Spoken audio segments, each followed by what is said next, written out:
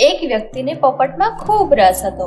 તે પોપટ પકડીને તેને બોલતા શીખવાડતો અને જે માણસો પોપટના શોખીન હોય તેને તે વેચી દેતો.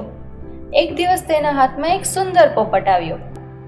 તેણે તે પોપટને સારી સારી વાતો શીખવાડી અને બધી પ્રકારની બોલી શીખવાડી અને તેને લઈને તે રાજા અકબરના દરબારમાં ગયો. દરબારમાં જઈ તેણે તે પોપટને પૂછ્યું, બોલ, આ કોનો દરબાર છે? પોપટે જવાબ આપ્યો, આ જહાંપનાહ અકબરનો દરબાર છે. એ સાંભળીને અકબર ખુશ થઈ ગયા. તેણે તે વ્યક્તિને કહ્યું, મારે આ પોપટ જોઈએ છે. બોલ, તેની શું કિંમત છે? તે વ્યક્તિ બોલ્યો, બાદશાહ, બધું તમારું જ છે, તેથી તમે જે આપશો તે મને મંજૂર હશે. અકબરને તે વ્યક્તિનો જવાબ ગમ્યો અને તેણે તેને સારી કિંમત આપીને પોપટ ખરીદી લીધો. અકબરે પોપટને રહેવા માટે એવી વ્યવસ્થા કરાવડાવી. તેણે તે પોપટને ખાસ સુરક્ષા વચ્ચે રાખ્યો અને રખેવાળાને સૂચના આપી દીધી કે આ પોપટને કંઈ પણ ન થવું જોઈએ.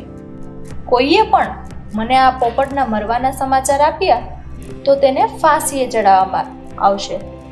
હવે તે પોપટની ખાસ સંભાળ રખાઈ રહી હતી, પરંતુ થોડા જ દિવસોમાં તે પોપટ મૃત્યુ પામ્યો.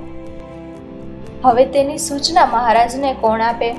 રખેવાળ ખૂબ હેરાન હતા. ત્યારે તેમાંથી એક જણે કહ્યું કે આપણે બિરબલની મદદ લઈએ. બધા બિરબલ પાસે જઈને મદદ માંગવા ગયા. બિરબલે એક ક્ષણ વિચારીને કહ્યું, ઠીક છે, તમે બધા જાઓ, મહારાજને સૂચના હું આપી દઈશ. બિરબલે બીજા દિવસે દરબારમાં પહોંચ્યો અને મહારાજને કહ્યું, મહારાજ, તમારો પોપટ? એટલે અકબરે પૂછ્યું, હા, શું થયું મારા પોપટને? બિરબલે ફરી ડરતા કહ્યું, મહારાજ, તમારો પોપટ? હા, બિરબલ, બોલ, શું થયું મારા પોપટને? મહારાજ, તમારો પોપટ, બિરબલે કહ્યું. ત્યાં તો અકબરે ચીડાતા કહ્યું, અરે ભગવાન, કંઈક તો કહે મને, શું થયું મારા પોપટને? એટલે બિરબલે કહ્યું, જહાંપનાહ, તમારો પોપટ કંઈ ખાતો નથી, પીતો નથી, કંઈ બોલતો નથી, પાંખો પણ નથી ફફડાવતો અને આંખો પણ નથી ખોલતો. એટલે રાજાએ ગુસ્સામાં આવીને કહ્યું, અરે, સીધું કહી દે ને કે તે મરી ગયો છે. બિરબલ તરત જ બોલ્યો, હુજુર, મેં મૃત્યુના સમાચાર નથી આપ્યા, પરંતુ આવું તો તમે જ કહ્યું છે, તેથી મને માફ કરી દેવામાં આવે.